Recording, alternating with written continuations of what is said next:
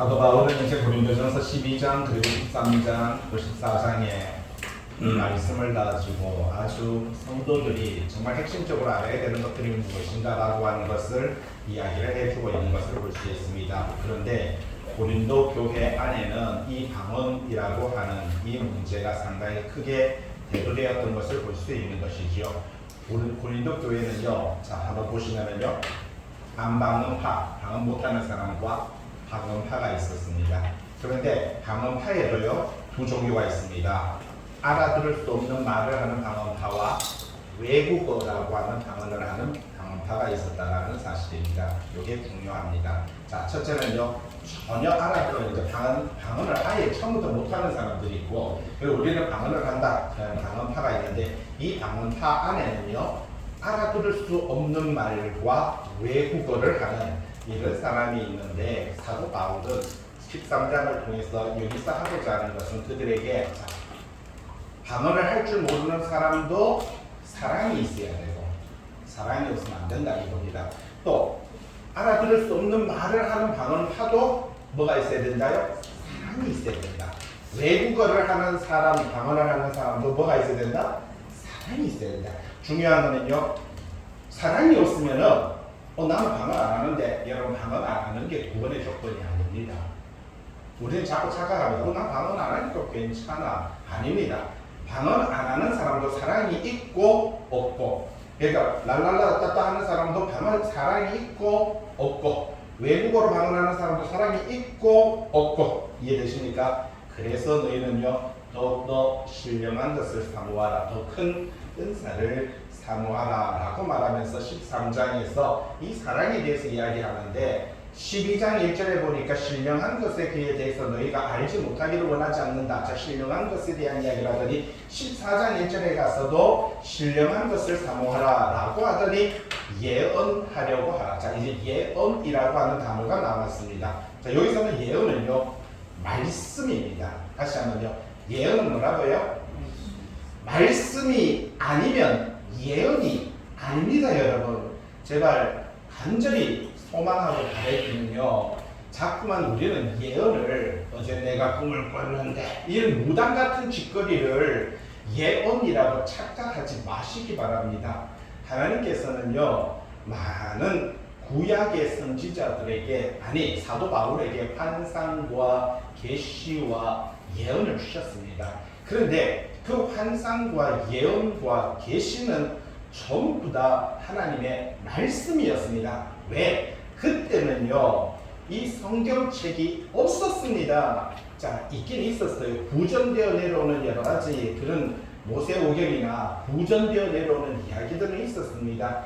그런데 그 성경을 보기가 쉽지 않았어요. 많은 사람들이 그것을 아무나 볼 수 있는 것이 아니었습니다. 지금까지 이렇게 흔해 빠진 게 아니에요. 정말 그걸 보려면 대제사장만이 그것을 정말 소중하게 펼쳐서 성도들 앞에서 한번 읽고 적어서 그때부터 거기에 대해서 관련된 이야기를 하는 것입니다. 성도들은 없어요. 예? 성경이 없어요. 그렇기 때문에 듣는 것 외에는 믿음을, 하나님에 대한, 여호와에 대한 신앙과 믿음을 가질 수 있는 방법이 없었다라는 것입니다. 그럴 때 하나님은요 환상을 통해서 혹은요 여러 가지 계시와 예언을 통해서 하나님의 말씀을 전달하셨습니다. 그러나 오늘날 하나님의 예언, 하나님의 계시, 하나님의 말씀이 오늘 우리 앞에 완벽하게 글로서 설명이 되어 있는 이 시점에 이러한 것들은 의미가 없다라고 하는 것이 바로 이 성경이 우리들에게 들려주는 이야기다라는 것입니다. 그래서 핵심 두 가지 나왔습니다. 첫째는 뭐가 있어야 됩니까? 사랑. 네. 여러분, 사랑이 있느냐 없느냐가 중요한 것입니다. 방언을 하느냐 안 하느냐, 난 방언 안 하니까 나는 괜찮네. 방언 안 한다고 그 사람이 나는 랄랄라 따따 안 했다고 해서 그것이 의로운 것이 아닙니다. 사랑을 행하느냐 행하지 않느냐가 그 사람의 의의 척도라는 사실이죠. 이게 핵심인 것입니다. 우리는 그걸 놓쳐버리면 안 되는 거예요. 그러면서 오늘 14장 1절에 그래서 뭐라고요? 모든 성도는 뭘 추구하라는 겁니까? 사랑을 추구하고, 그 다음에요 신령한 것들을 사모해라 라고 그렇게 말을 합니다. 이 신령한 것도 12장 1절에 똑같이 있습니다. 신령한 것에 대해서 너희가 알지 못하기를 원하지 않는다라고 말하면서 이 신령한 것에 대한 이야기, 성령의 역사, 성령의 사역, 성령의 은사에 대한 이야기를 들려주고 있는 것을 볼 수가 있는 것이지요. 근데 우리가 자꾸만 성령 충만 이 단어에 우리는요 세뇌되어 있습니다. 사도행전을 제가 사도행전 제 책을 만드는데 7장, 8장, 9장에 와서 사도행전에 대해서 공부를 하다 보니까 거기에 대해서 성령 세례와 성령 내주와 성령 충만이라고 하는 이 세 가지를 구분하는 것을 볼 수가 있었습니다. 성령 세례는요 1회입니다. 한 회. 한 번에 이루어지는 겁니다. 그러니까 우리가 예수 그리스도를 믿고 예수 그리스도를 주로 고백하는 그 순간에 1회를 일어나는 게 성령 세례입니다. 이걸 가르쳐서 성령 인받는 것이다 라고 그렇게 말하고 계시록에서는 인침받았다 그렇게 말을 하고 있습니다. 이걸 뭐라고요? 성령 같이 보세요. 성령 세례. 예, 요거는 1회적인 거예요. 그래서 성령 세례는요 누구나 받은 겁니다. 왜? 예수 그리스도를 믿고 교회에 온 모든 사람에게는 뭐가 있어요? 성령으로 세례를 받으신 겁니다, 여러분. 여러분 우리는 물로서 세례를 받았잖아요. 물로 세례를 왜 받습니까? 물로 세례 받는 것은 많은 사람들에게 내가 그리스도인이 되었다는 것을 외적으로 표현하는 것입니다. 그래서 성경에는요 물과 성령으로 세례를 받고라고 이렇게 말합니다. 공식적으로 선포하는 게 필요해요. 결혼식이 필요합니다. 그 다음에 결혼식만 가지고 살 수는 없어요. 결혼 뭐가 있어야 되는 거예요? 생활이 있어야 되는 거예요. 그게 내주입니다. 성령 내주. 자, 그래서 성령이 내 안에 내주하시는 거예요. 그래서는요, 너희가 성령의 전인 줄을 알지 못해. 그래서 성령의 전이다. 자, 성령 세례를 받은 사람에게 성령님께서 안에 함께 하니까 내주하시는데, 내주하셨으면 그 다음에 충만이 나타나는 거예요. 충만이 뭡니까? 사는 거예요. 삶. 결혼식을 했으면은요, 이제 남편과 아내가 서로가 하나가 돼요. 그 다음에 어떻게 하는 겁니까? 사는 것이 중요합니다. 이게 충만인 거예요. 충만은 살아가는 겁니다. 그래서 열매가 맺히는 거예요. 성경의 열매는 사랑과 희락과 화평과 자비. 그러니까 성령에 충만한 사람은요, 삶이 달라지는 거예요. 사도 바울이 지금까지 자기가 기독교인을 죽이는 삶을 살다가 성령으로 충만받으니까 그때는요, 사랑하는 삶을 사는 겁니다. 그래서 중요한 거는요, 내가 성령이 충만한가 충만하지 않는가라고 하는 이 틀은요, 내가 사랑을 하면서 성령의 열매를 맺고 살아가느냐 살아가지 않느냐라는 것입니다. 그래서 고린도전서 13장에는 뭐라고 말합니까? 사랑은 어떻게 한다고요? 오래 참고 13장 4절에 있죠. 온유하고 시기하지 아니하며 자랑하지 않고 교만하지 않고 물에 행하지 않고 자기의 유익을 구하지 아니하며, 그죠? 여러 가지 이렇게 사랑에 대한 이야기를 들려줍니다. 이게 성령 충만입니다, 여러분. 성령 충만한 게 그겁니다. 그냥 내가 요새 기도 안 했더니 성령님이 성령 충만하지 않네. 여러분 이거는 아주 어떻게 보면 성경을 위배하는 것입니다. 그거는 성경적인 복음이 아니라 내가 복음입니다. 그건 자기 복음이에요. 오늘날 한국교회가 이러한 자기 복음 안에 신앙생활을 이어왔던 것을 볼 수가 있다는 겁니다. 자꾸 성령 충만은 뭐라고요? 삶입니다.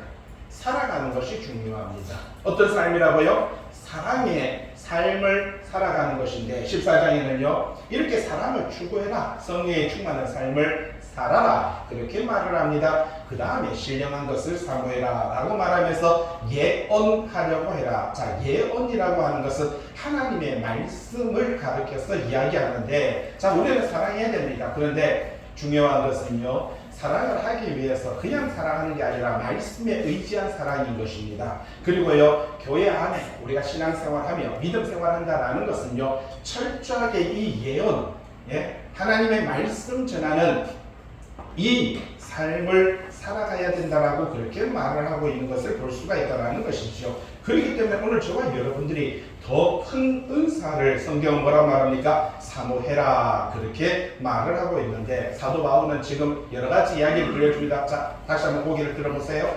방언하지 못하는 사람, 그리고요 랄랄라 알아듣지 못하는 말로 방언하는 사람. 근데 여기서는 또 방언하는 사람들 중에는 외국어하는 사람 있는데, 셋 다 뭐 해야 된다고요? 사랑을 해야 되는데, 특별히 너희들 가운데서 하나님의 말씀 예언하는 이 말씀을 증거하는 이런 사역을 할 수 있도록. 그렇기 때문에 교회 안에서 하나님의 말씀을 선포한다라는 것은요, 여러분 어떻게 보면 하나님께서 특별히 그 사람을 부르셨다라는 사실이지요. 여러분 왜 불렀습니까? 여러분들이 식당에 가서 일로 와보세요 라고 말할 때 왜 불러요?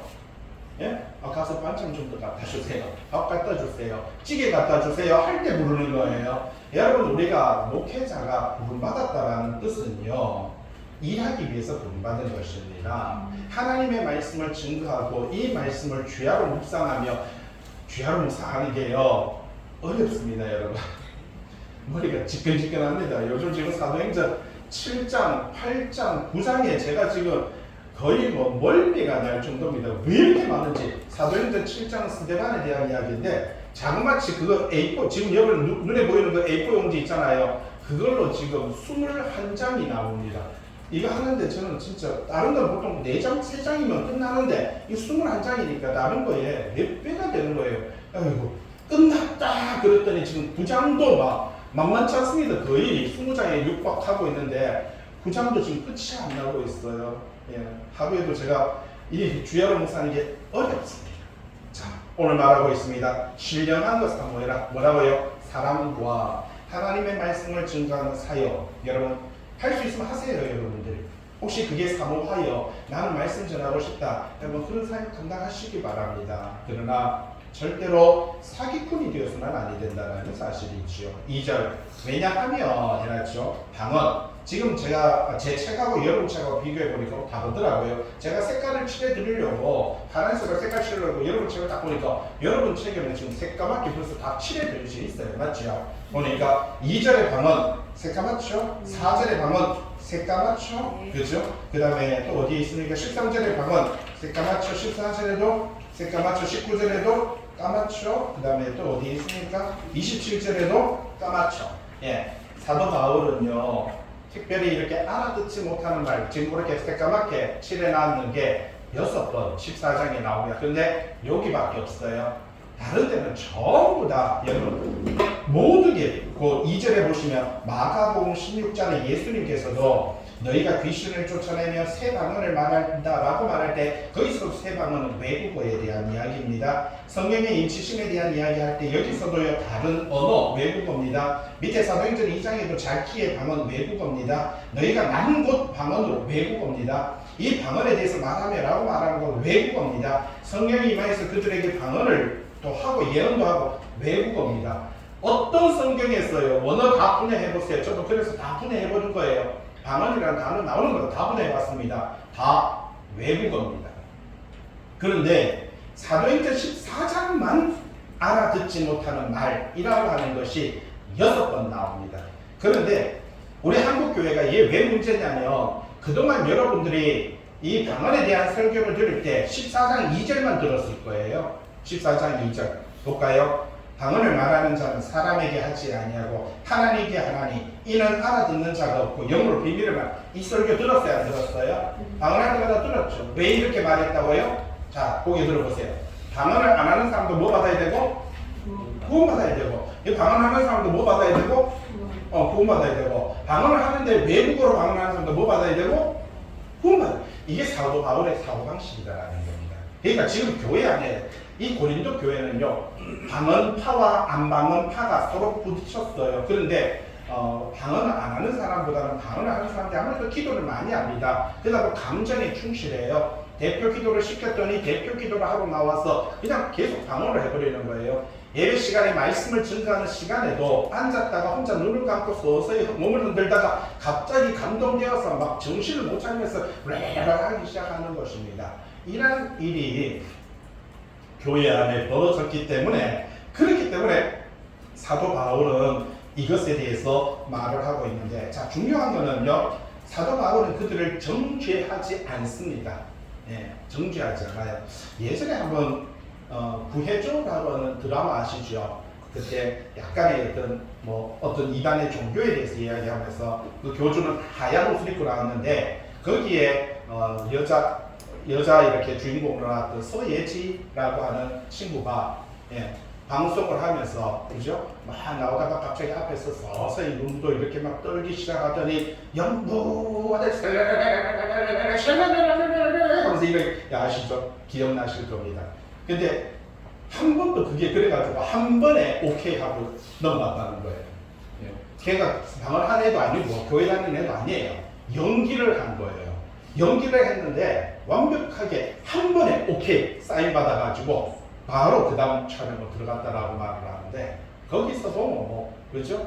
여러분 이런 방언은요 교회만 있는 게 아닙니다. 불교에도 있고요. 다른 종파에 여러분 이 땅에 존재하는 모든 종교마다 이러한 행위들은 다 존재하는데 왜 교회가 그것을 굳이 가지고 와서 이렇게 하게 되었느냐라고 하는 것이지요. 이게 바로 한국교회 안에 이 무당의 행위가 들어왔던 것이고요. 이 바로 운동으로 말미암아 오늘날 이런 일이 벌어졌다라는 것입니다. 여러분 성경 방언은요 운동에서 받는 게 아닙니다.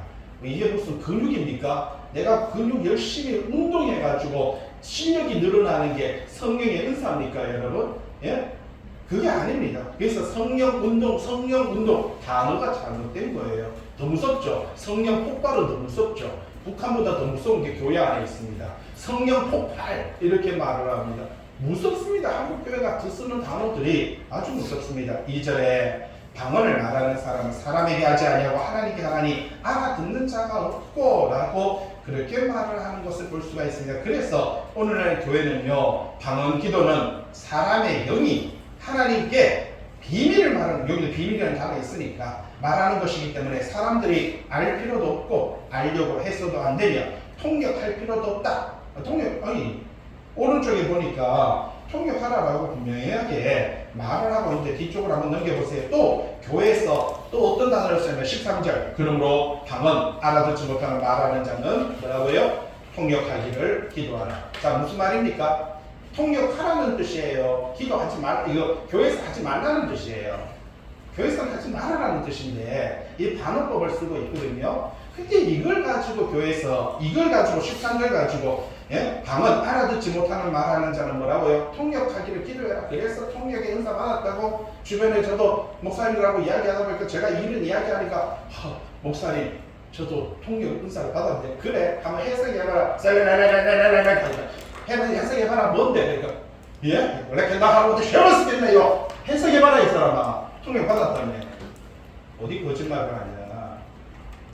지금까지 우리는요 이 거짓말하는 거기에 사기꾼이 되어서 자기가 사기꾼인지 아닌지도 모르고 그렇게 삶을 살아가는 이런 모습을 발견할 수가 있다라는 사실입니다. 이런 단어들만 가지고 그리고 또 뭐 가지고 와서 또 합니까? 자 18절 말씀이죠. 요거 내가 너희 모든 사람보다 방언을 더 말함으로 하나님께 감사한다. 봐라 사도 바울도 방언을 많이 했다고 했다. 요걸 가지고 딱 요 세 가지 단어입니다. 아니 다른 이단들도 부분적으로 성경을 가지고 와서 그걸로 이렇게 푸는데 교회도요 2절과 말하자면 여기 13절과 18절 고린도전서 14장에 대해서 사람들이 아는 건 요 세 가지 절밖에 몰라요. 그런데 사도 바울이 여기서 내가 너희보다 방언을 많이 한다는 게 자 보세요. 지도를 보세요. 길리기아 다소에서 바울이 태어났어요. 그리고 안디옥에서 있었어요. 예루살렘에서 그죠? 가말리엘 문화에서 자랐어요. 잘 보세요. 길리기아 안디옥에서 이쪽에서 자랐으니까 최소한 아람어를 했고요. 히브리어를 했고요. 여기 뭐 이쪽 전체가 다 아람어니까 그 당시에 그리고 헬라 문화 안에 있으니까 헬라어를 했고요. 로마가 지배하고 있었으니까 당연히 라틴어도 했겠지요. 예? 그래서 사도 바울 6개 국어를 했다라는 게 기본적입니다. 근데 그 당시에는요. 그 당시에 사람들이 살아가기 위해서는 기본적으로 3개에서 혹은 5, 6개의 언어를 일반적으로 했어요. 왜? 그게 살기 위해서. 사도 바울이 어떻게 보면 여기 이방인들에 가서 복음을 전할 수 있었던 이유는 최적화가 되어 있었던 거예요. 뭔 최적화예요? 언어에 최적화가 되어 있었던 거예요. 예. 그래서 여러분들이 똑같습니다. 아이들 데리고 2시간 동안 랄랄랄라 하면서 가르치지 말고 차라리 2시간 동안 하루에 2시간씩 영어를 가르치든지 일본어를 가르치든지 중국어를 가르치든지 독일어를 가르쳐가지고 그 아이들이 복음의 일꾼, 복음의 사역자가 되게 하는 이게 바로 어머니들이 유대인 어머니들이 했던 사역인 것입니다. 예? 이 유대인 어머니들이 했던 사역인 거예요. 마찬가지로 오늘 저와 여러분들도 우리의 자녀들에게 무엇을 가르쳐야 되는가라고 하는 것에 대해서 정확한 진리가 여기 나타나고 있는 것을 볼 수가 있다는 사실입니다. 자, 2절에 동그라미 2번 해보세요. 다른 사람이 알아듣지 못한다는 것, 여러분 이거는 비밀이 아니고요. 알아들을 수 없는 중얼거림에 지나지 않는다라고 하는 사실입니다. 여러분 그래서 밑에 마태복음 6장 5절 보세요. 그래서 예수님도 마태복음 6장 5절에 뭐라고요? 기도할 때 외식하는 자와 같이 하지 마라. 여러분 외식이라는 뜻이 뭡니까? 마태복음 23장에 보면은 화 있을진저 외식하는 서기관들과 바리새인들이요 라고 말을 합니다. 근데 그 외식이 누구예요? 나가서 밥 먹는 게 외식입니까? 아니죠. 외식이라는 것은 사람들에게 보여주기 위한 것입니다. 그래서 어떻게 보면 우리가 기도를 한다라는 것도 보여주기 위한 식이 있었다라는 것이지요. 이런 것들, 나는 그래서 지금 1시간씩 기도한다, 2시간씩 기도한다, 나는 새벽마다 몇 시간씩 기도한다, 이게 자랑이 되는 경우가 있습니다. 여러분 그게 다 뭐라고요? 외식. 자, 6장 5절에 뭐라고요? 기도할 때, 너희가 기도할 때 외식하는 자와 같이 되지 마라. 그 다음에 밑에 있죠? 그들은 자기 상을 이미 받았다. 여러분 우리는요 부름의 상에 나아가기 위해서 하나님 앞에 달려갈 길을 달려가는데 이렇게 하나님 우리를 부르셨고 백성을 삼아줬으니까 하나님의 나라 가면은요 상을 받아야 되는데, 그런데 이 땅에서 외식하는 사람들은요 자기 상을 이미 뭐라고 말합니까? 다 받았다 그렇게 말합니다. 그러면서 말하죠. 뭐라고 말합니까? 밑에 7절에 마태복음 6장 7절에 기도할 때 이방인과 같이 중언부언, 똑같은 말을 반복하는 것입니다. 중언부언이라는 거예요. 반복하지 마라. 네? 좀 전에 똑같습니다. 할렐루야 하는 거라, 셀렐렐렐렐 하는 거라, 내 나라고 내 셔러 왔으니나 하는 거라, 전부 다요 같은 언어들을 반복하는 것입니다. 여러분 이것도 다른 종교에 많죠. 예? 그죠? 불교에도요 남무아미 타불갑신 무슨 남묘호랑이 이렇게도 다른 거에도 또 여러 가지 많은 종교들마다 이런 천도교에도요 23자를 똑같이 반복하는 이런 단어들을 계속해서 쓰고 있습니다. 다른 종교에서 하는 걸 교회에서 반복하고 있다는 사실이지요. 옳지 않습니다. 예? 넘어가서 3절이죠. 예언하는 사람은 사람에게 말하고 덕을 세우려고 건면하고 위로한다라고 이렇게 말을 하죠. 하나님의 말씀을 전하는 사람은요, 자, 좀 전에 알아듣지 못하는 말로 말하는 사람은 좀 전에 말했듯이 영으로, 천사의 언어로 기도하고 영적인 비밀을 하는 게, 이거는요 아까 말했습니다. 사도 바울이 이렇게 하는 사람은 뭐 받아야 된다고요? 돈 받아야 되죠. 우리도 이때까지, 저도 이때까지 그렇게 30년을 그렇게 해왔는데 30년을 저도 그렇게 해오다가 고린도전서 공부하다가 고린도전서 공부해봐야지 했다가 12장, 13장, 14장 이거 공부하다가요 뜨는 해가지고 뭐야 이거 내가 이때까지 뭐야 장난한 거 아니야. 저도 그렇게 느끼고 그러면은 저도 구원받아야 되잖아요. 아닙니까? 저도 구원받아야 되는 거예요. 그런데 몰랐던 거죠. 이렇게 가르쳐주는 사람이 없었던 거죠.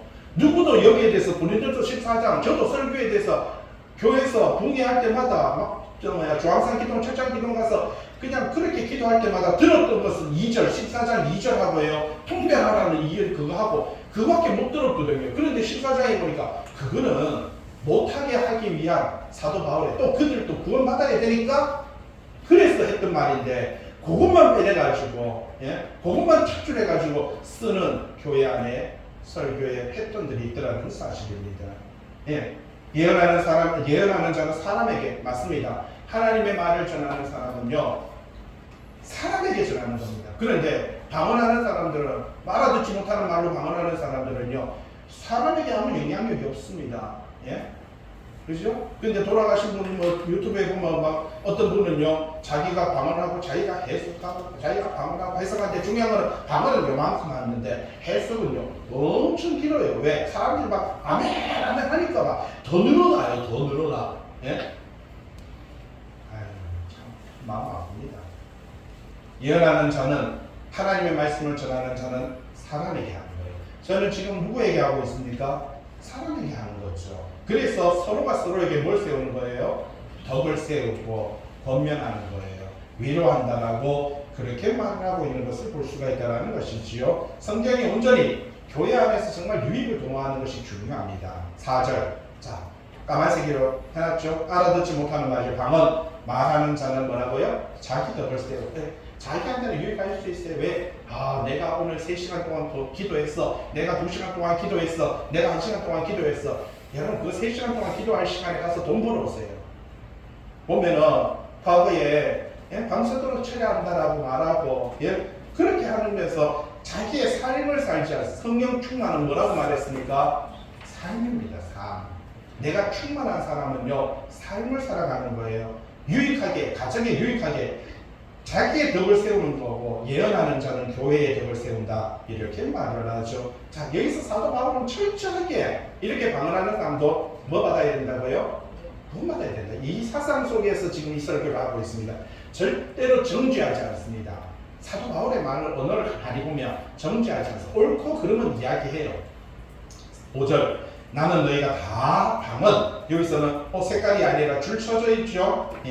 외국어입니다. 외국어로 말하기를 원한다. 특별히 예언, 하나님의 말씀 전하는 사역하기를 원한다. 만약에 방언, 외국어를 말하는 자가 통역하여 교회, 여러분 외국어도 통역이 돼야 되는 거예요. 좀 전에 말씀드렸지만 이 시대적으로 4,000개나 되는 언어를 갖고 있다 보니까 외국어도 통역하지 않으면 여러분 의미 없습니다. 아무리 내가 영어를 잘하고 아무리 독일어를 잘하고 일본어를 잘하더라도요, 우리 한국 교회가 과거에 보면 교회가 조금 부흥을 하니까 교인들이 처음에는 개척교회 하다가 300명, 1000명 넘어가니까 아이고 우리 교회 이 정도, 우리 수준이 이 정도 수준 되는데 우리도 최소한 목사님도 독일에서 박사학위를 받은 사람은 와야지. 그런 교회가 하나 있어서 3년 만에 그분들이 그렇게 말을 하더라고요. 우리가 독일에서 박사학위 우리가 독박했더니 우리가 독박 썼다. 3년 만에 결국 목사님 나가라 하고 막 교회 가가지고 훈지 박사 나고, 그래서 우리가 독박했다가 독박 썼다 그런 말을 하더라고요. 근데 그건 아이도 똑같아요. 중요한 거는 나는 너희가 다 방언 말하기를 원하나 예언하기를, 하나님의 말씀을 전하기를 원한다. 중요한 거는요, 교회의 덕을 세우는 자. 여러분 덕이 되어야 되는 겁니다. 내가 하는 행동이, 내가 하는 말이, 내가 하는 이 모든 언어들이 덕이 되냐? 덕이 되어야 됩니다. 어떤 사람은 중요한 건 이제 교회 안에 특히 보면 음악하는 사람들 중에 예민한 사람들이 보면, 그죠? 여러분 음악을 찬양을 하는 것도 악기를 쓰는 것도요, 옳고 그르고 틀리고 잘하고 이거 가지고 어떤 사람은요 예배를 찬양을 중단시키는 사람이 있습니다.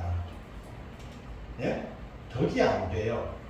덕이 돼야 돼요. 왜냐면 자기 귀에는 들렸어도 넘어가야 될 때가 있는 거예요. 은혜도 넘어가야 될 때가 있는데 우리는 무조건 내가 저거 틀렸어 바로 잡아야지.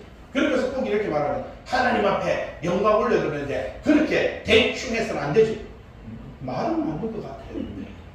분명히 맞는 말인 것 같아요. 그러나 예배에 실종이 되고요, 그걸 통해서 상처를 받는 사람이 있다면 그 행동을 하지 말아야 된다는 사실입니다. 덕이 되느냐, 내가 하는 말이, 내가 하는 행동이 덕이 되느냐. 하나님께서 그에게 재능을 줬고 그를 들을 길을 줬다는 것은 그걸로 뭐 하라는 거예요? 더 명확하게 봉사하라는 뜻이지 지적하고 가르치라는 것이 아닙니다. 똑같습니다. 말씀도 그와 같다라는 겁니다. 6절. 형제들아, 내가 너에게 나아가서 방언 외국어로 말하고, 그러니까 아까 사도 바울도 6개 국어를 했죠. 계시나 지식이나 예언이나 가르치는 말하지 않으면 너에게 무엇이 유익하냐. 그러니까 자기가 6개 국어를 하니까 6개 국어로 유창하게 이렇게 복음을 전하고 하나님의 말씀 앞에 그 언어를 제대로 전달하지 못하면 자 7절 보세요.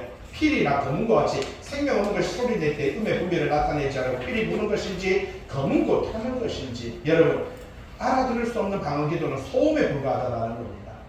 소음. 꽹과리 나팔을 부르는지 의미 없이 자기 마음대로 불어 제끼는 거는요 소음인 거예요. 교회도 마찬가지입니다. 질서가 있어야 된다는 거예요. 예배 시간에는 말씀이 승부돼야 되는데, 여러분 음악 시간에는 분명하게 찬양이 나타나야 되는데, 기도 시간에는 명확한 각자의 하나님을 향한 그 기도가 나와야 되는데 거기에 희한한 언어들이 들어옵니다. 라라라라라라 세레레 나오고요. 곳곳에서 찬양하다가 자기의 희한한 손을 들고는 행동을 하기 시작하면 이상한 언어들로 막 부르고요. 거기다가 이제는 성령 춤까지 나왔습니다. 유튜브에 한번 보세요. 성경축 한 번만 쳐보세요. 희한하게. 자, 우리 목사님 성경축 중에서 자, 찬양은 4개 이러면 웃겨 죽겠습니다. 아, 양복 입고 오늘 그래서 이거 제가 이거 하려고 양복 입고 왔어요. 도대체 뭘 갖다 때붙이는 게 그거 성령을요 망령되이 하는 겁니다. 죽을 짓입니다. 예? 8절 나팔이 분명한 소리를 내지 않으면 누가 전투를 줍니까? 나팔은요 전진, 후퇴, 우측, 좌측 정확하게 전달이 돼야 되는 겁니다. 한 번 불면 전진이고요, 두 번 불면 후퇴고요, 길게 불면 오른쪽이고요, 길게 두 번 불면 왼쪽으로 가야 되는 겁니다. 그런데 도대체 기도를 하는 건지 찬양을 부르는 건지 말씀을 전하는 건지 전부 다 예배 시간에 예? 찬양 부르면서 방언하고 기도하면서 방언하고 설교하다가 또 방언까지 해가고 통역까지 한다고 거짓말하고 이 완전한 소음입니다. 교회를 혼란과 무질서에 빠지게 하는 것입니다. 9절 너희도 혀로서 알아듣기 쉬운 말을 하지 아니하며 말하는 것을 어떻게 하냐 이는 허공에다 말하는 것입니다. 세상에는 소리가 많다. 뜻없는 소리였다. 하나님께서 8,000개라는 언어를 줬고요. 새들마다 동물마다 각자 말하자면 소리를 줬지만은요. 여러분 새들도 새들끼리 언어를 갖고 있고 서로 소통을 하는 거고요. 동물은 동물끼리 서로 언어를 갖고 소통을 하고요. 8,000개의 언어들을 다 소통을 하는 것이에요. 그런데 여기서 말을 합니다. 뜻없는 소리는 하나님께서 만든 적이 없다라고 말합니다. 그런데 도대체 이 뜻없는 소리로 예? 부르짖는 이 기도는 도대체 어디에서 온 거냐는 사실이죠. 11절 내가 소리의 뜻을 알지 못하면 내가 말하는 자에게 외국인 옛날 성경에는요 야만인이라고 되어 있어요. 야만인. 그 당시에 이게 고린도가 여기 있잖아요. 헬라인들이거든요. 헬라인들은 자기들 외에 나머지는 다 야만인이라고 생각했어요. 아니 뭐 유대인들은요 지기들 외에 다 나머지는 이방이라고 했듯이 이 사람은 헬라 사람들도 자기들 외에 나머지는 다 헬라어를 써야만 말하자면 문명인 만약 자기 헬라어를 쓰지 못하면 야만인 그렇게 생각했었어요. 자 12절 너희도 영적인 것을 사모하는 자인 교회에 덕을 세우기 위하여 그것이 풍성하기를 구하라라고 이렇게 말해요. 영적인 것 성령의 은사 성령의 은사는 12장에 다 나와 있습니다. 서로 믿음도 여러분 서로 섬기는 것도 다 그죠? 성령의 은사라고 12장에 나와 있는 것을 볼 수가 있죠. 13절 그러므로 방언 알아듣지 못하는 말하는 자는 뭐라고요? 통역하기를 기도하라. 자 이제는 여기서 통역하라라는 거예요. 하지 말아라라는 거예요. 어차피 그거 통역 안 되는 거니까 통역 안 되는 거예요. 통역이 어디 됩니까? 예? 하지 말라는 것이. 그런데 가끔 좀 전에 말했듯이 저는 통변의 은사를 받았는데 알았다. 지금도 통변 다 해라. 그러고는 막 공격합니다. 저도. 14절 내가 만일 방언 알아듣지 못하는 말로 기도하면 자 여기 핵심이 나옵니다. 나의 영이 기도하거니와 나의 마음은 열매를 맺지 못한다. 자 영이라고 말했고 영은 여기서 말하는 영은 생각입니다. 생각. 마음이라는 것은 정신이거든요. 또는 혹은 양심입니다. 자 내가 생각으로는 말하자면 알아듣지 못하는 말로 예? 내가 기도하면 뭡니까? 내가 말하는 걸 했겠나 하는 시험을 봤을 때 이렇게 했는데 입술로는 생각으로는 뭔가 했는 것 같은데 생각해요. 말 잘해야지. 저는 생각하면서 했습니다. 언어를 예쁘게 해야지. 저는 그냥 처음부터 지금 저 알아듣지 못하는 말인데 그래도 좀 멋있게 해야지. 헨나 하라는데 쇼로스켓나이도 알겠나 하면 바라다 뭔가 언어 같은 느낌이 들도록 해야지 생각하고 했어야죠. 그래서 생각하고 연습했어요. 기도할 때마다 생각하고 해서 여보세요. 영으로 생각이거든요. 생각하고 기도하거니와 나의 마음은 그런데 그렇게 했는데 내 마음, 내 정신, 내 양심은 뭘 맺지 못한다고요? 열매 맺지 못한다. 아무런 성과가 없다는 거예요. 뭘 기도했지? 내 중심은 양심은 내 정신을요 알지 못한다라는 거예요. 15절 그러면 어떻게 했냐? 내가 영으로 생각으로 기도하고 마음으로 정신으로 양심으로 기도해요. 그러니까 2번 해야 된다라는 거예요. 내가 영으로 생각으로 찬송하고 마음으로 찬송해야 되냐? 그렇게 말을 하고 있습니다. 2번 해야 되냐라는 거예요. 그 다음에 16절 그렇지 아니하며 네가 영으로 생각으로 축복할게. 그러니까 목사님 기도해 주세요. 혜민 목사님 기도했어요. 예. Can I have one show me skin? You cannot follow the show me skin. 이랬는데 뭔지 못 알아듣는 거예요. 침은 튀었는데 뭔가 얼굴에 계속 침세례를 받았는데 도대체 언제쯤 아멘 해야 될지 혼자 아멘 자기 딸에 아멘 다 했어요 우리는. 근데 도대체 어디가 아멘인지 어디가 끝나는지 끝날지를 모르는 거예요. 제가 그랬다고요. 제가 그렇게 기도 받아 보니까 침이 얼굴에 많이 붓더라고요. 근데 이걸 도대체 내가 기도 받으면서 뭐래 언제쯤 아멘 해야 될지 내가 아멘 요즘 한 번씩 해주고 근데 도대체 언제쯤 끝이 나는지 이 아멘을 내가 맞춰야 되는지 찬스를 맞춰야 내가 뭔가 믿음이 있어 보이는데 알아듣는 것 같은 느낌을 보여야 되는데 네가 영으로 축복할 때 알지 못하는 처지에 있는 자가 네가 무슨 말을 하는지 알지 못하고 너는 감사했는데 그 사람은 아멘 못했다. 보세요. 왜 이런 설교를 안 해줘요? 16절을 얼마나 신랄하게 니는 혼자 감사하고 니는 혼자 축복하고 니는 혼자 병 낫기를 그렇게 간절히 네 생각에는 했는데 네 딴에는 열심히 했는데 상대는 뭘 알아들었냐? 도대체 언제쯤 아멘 해야 되는지 차라리 해 붙들고 하나님 인상하기 주님 기억해 주세요. 이거 하면 아멘이라도 할 텐데 알아듣는 말로 해야 되는데 도대체 언제쯤에 이게 템포를 맞춰서 15절에 보면 영과 마음이 합치되 제정신으로 정상적인 언어로 기도하고 찬송하라 그렇게 말합니다. 제정신으로 하세요. 혼미하게 그죠?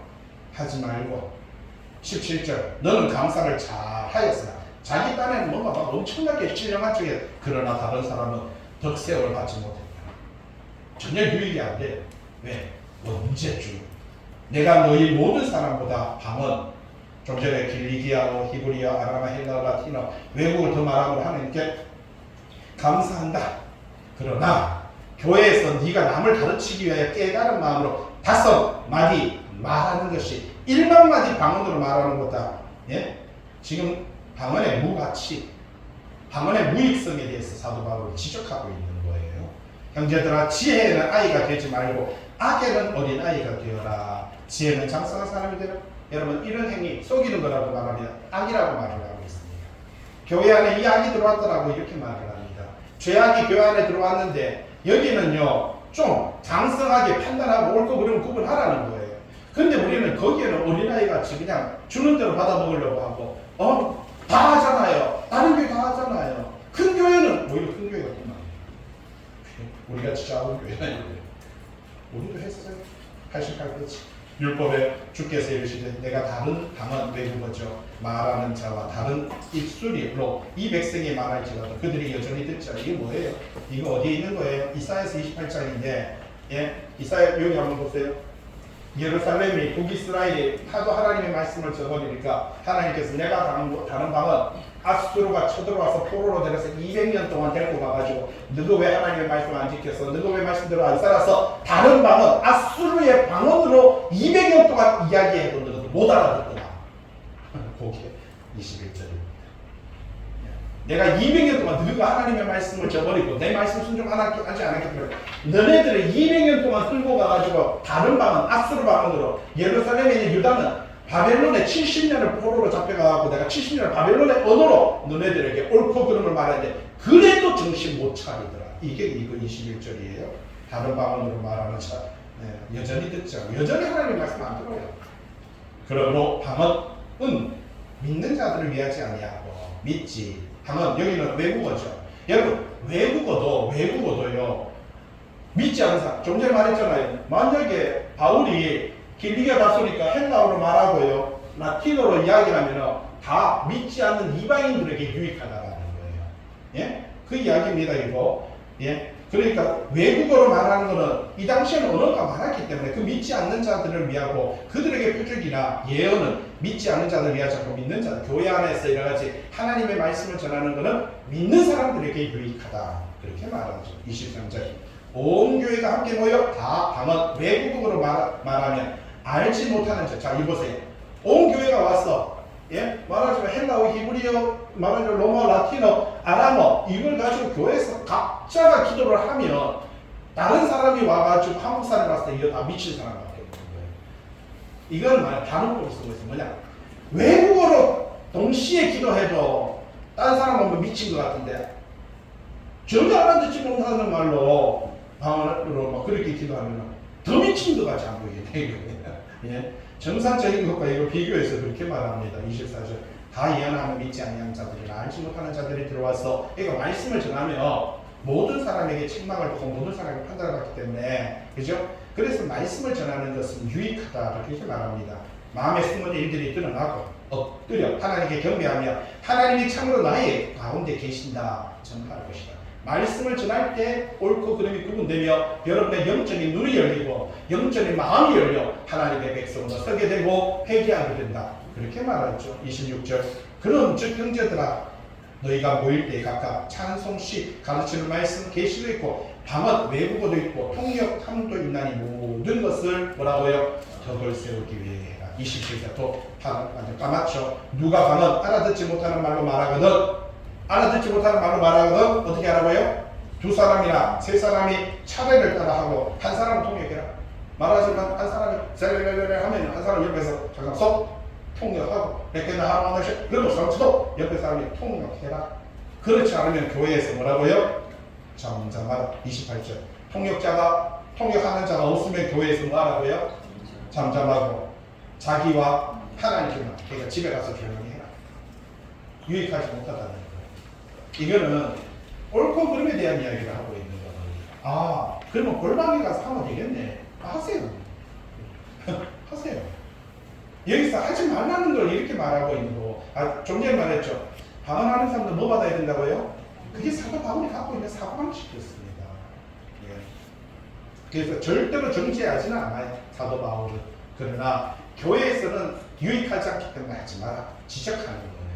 29절 예언하는 자는 불이나 여기서 이게 정말 중요해요. 예언 29절에 예언하는 자 말씀을 전하는 자도요 불이나 셋이나 이때는 성경이 없었습니다. 선교도 별로 이렇게 정확하지 않았어요. 그런데 서로 하나님의 말씀이라고 말하는 사람들이 막 나타났어요. 잠깐만요. 옥장로님도 하나님 말씀 신명철에서 나도 어제 하나님의 말씀 받았습니다. 이렇게 말하는 거예요. 그러니까 예언하는 자는 그 당시에 불이나 셋이나 말하고 다른 이들은 뭐 하라고요? 분별하라 이렇게 말합니다. 만일 곁에 앉아있는 다른 이에게 계시가 있으면 먼저 하던 자는 잠잠하라. 그러니까 여러분들도 분별해야 돼요. 지금 임상광이라는 사람이 고린도전서 14장을 가지고 이야기하는데 내가 보니까 제가 목사님들하고 대전까지 가고 이걸 가지고 설교를 하고 목사님들하고 성경 공부를 했더니 끝나면서 목사님 제보 그럽니다. 이 목사 공부 더 해요.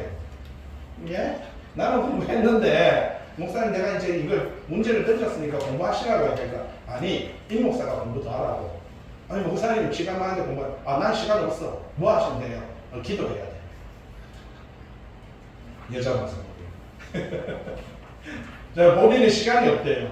본인은 시간이 없대. 기도해야 된다고. 시간이 없고 내보고 공부도 하래요. 예. 나는 공부했고 목사님 공부하시라고요. 그러니까 아니 자기는 시간이 없어서 기도해야 된다. 예. 그러시더라고요. 에휴. 너희는 모든 사람으로 배우게 하고 모든 사람으로 권면을 받게 하기 위해서 하나씩 예언하라. 여러분 말씀 전하는 것도 예? 마구잡이로 하면 안 된다는 겁니다. 여러분들도 분별해야 돼요. 제가 말하는데 지금 오늘 봤을 때 오늘 설교는 저거는 성경적이지 않은 것 같아요. 여러분 스스로 성경적이지 않다는 근거를 저한테 가지고 오셔야 됩니다. 예, 가지고 오셔야 돼요. 저는 지금 성경에 가지고 이야기하고 있는데 여러분들이 들었을 때 이거는 성경적인가 성경적이지 않은 것 같아요. 분별하세요. 분별하셔야 됩니다. 목회자는 목회자가 분별해야 되는 거예요. 예? 예언하는 자들의 영은 예언하는 자들이 제재를 받는다. 자, 맞습니다. 목회자들이 설교를 들으면서 옳고 그름을 제재를 할 수가 있다는 사실이지요. 하나님은 무질서의 하나님이 아니고 화평의 하나님. 그 공격하는 게 아니라 서로가 뭐라고 말합니까? 교회의 유익을 위해서 그렇게 하라는 겁니다. 바른 설교를 하지 않았을 때 제재를 하라는 거지 바른 설교를 하는데 제재하라는 것은 아닙니다. 여러분 무조건 제재하라고 했지 않습니까? 바른 설교를 하는데 제재를 하는 건 아닙니다. 이거는 딱 봤을 때 옳지 않은 설교일 때 제재를 하라는 것이죠. 하나님이 무질서 아닙니다. 화평의 하나님이지 싸우라고 이런 말 한 게 아니다라는 거예요. 모든 성도가 교회에서 함과 같이 이제 요거 34절이 이제 우리 여성분들한테 열받게 하는 겁니다. 여자는 교회에서 잠잠하라. 또 사도 바울이 한 번씩 잘 나가다가 바울 서신을 보면 잘 나가다가 사울은 바울은 이렇게 딱 합니다. 여자는 교회에서 잠잠하라. 그들에게 말하는 것을 허락하며 없나니 율법에 이른 것 같이 오직 복종할 것이나 이렇게 말을 하고 있습니다. 이거는 여기서 말하고자 하는 거 잘 보세요. 동그라미 1번 34절 동그라미 1번에 밑에 위에서 세 번째 줄에 하나님의 통치 질서와 공예배와 교회의 유익을 염두에 두고 여성은요 침묵할 것을 명하고 있습니다. 왜 이렇게 여성을 침묵하라고 했냐면 당시 고린도 교회의 여인들은요 첫째 시끄럽게 수다를 떨든지 시끄럽게 기도를 했고요 통성으로 방언으로 기도했고 교회가 어떤 나아가고자 하는 방향을 잘 이해하지 못하니까 호기심으로 사소한 문제에 대해서 자꾸만 질문 아니 이거는 왜 이렇게 하는데요? 아니 저거는 왜 이렇게 하는데요? 그런 사소한 질문을 하다 보니까 교회가 나아가야 되는 방향성을 잃어버리니까 제발 교회에서 여자는 잠잠하라 이렇게 말하는 겁니다. 문제성으로. 근데 성경에 보면 사도 바울도 성경에 보면은요 말씀을 전했던 많은 여인들이 있었어요. 모세의 누나였던 그죠? 미리암도 있었고요. 드보라 선지자도 있었고 여러분 우리가 잘 아는 안나 예수님을 안고 평생을 기도하였던 에스더도 있었고 유니게도 있었고요. 수산나, 요한나, 유오디아, 살로메, 마리아, 한나, 룻, 다말, 엘리사벳 그죠? 브리스길라, 라합 이런 성경에 보면 여인들의 이야기가 그들의 신앙과 믿음의 아름다움을 이야기합니다. 사도 바울이 여기서 여자는 교회에서 잠잠하라고 하는 것은 교회가 나가야 되는 방향이 있는데 자꾸만 쓸데없는 이야기로 자꾸만 다 하니까 이게 교회가 나가야 되는 방향에 잃어버리니까 잠잠하라는 것이지 무조건 나가라고 하는 그것들 아닙니다. 이해 오해하시면 안 됩니다. 35절 무엇을 배우려거든 그러니까 교회에서 남자들이 어떤 것을 결정을 내렸으며 집에서 자기 남편한테 오늘 교회에서 뭐라고 이야기하던가요? 오늘 여기서 저쪽에 이렇게 그렇구나 이렇게 이해하고 받아들이라는 거예요. 하나님의 말씀에 여유부터 난 것이냐 너희에게만 임한 것이냐 누구든지 자기를 선지자나 신령한 자로 생각하거든 내가 너희에게 편지하는 이 글이 주의 명령인 줄 알아. 지금 이 글이 지금 여러분 고린도전서 14장 이 말씀이 하나님의 말씀이라는 걸 여러분 이해하시기 바랍니다. 누구든지 알지 못하면 그는 알지 못한 자들아 내 형제들아 예언하기를 사모하며 방언 외국어죠. 말하기를 금하지 마라. 자 여기서도 방언 말하기를 금하지 마라. 이거 알아듣지 못하는 말에 대한 이야기 아닙니다. 아까 말했죠. 요거 몇 가지만 가지고 와가지고 이야기하는데 여기서도 외국어 말하기를 금하지 마라. 왜? 복음을 전하기 위해서 필요합니다. 모든 것을 뭐 하라고요? 꿈이 이것 때문에 이 단어 때문에요. 저는 나를 멋있게 하려고 이 연습 이게 꿈이 이것 때문에 제가 고등학교 때 대학교 때 멋있게 하려고 이왕 이거보다는 걔나 가라왔는데 시원하고 쓰겠네요. 더 멋있어 보이가 이 좀 품이 있어 보이니까 이 단어 때문에 그래 연습. 멋있게 말씀 안에 온전히 있는 저와 여러분 되시길 주님의 이름으로 부탁드립니다. 기도합니다.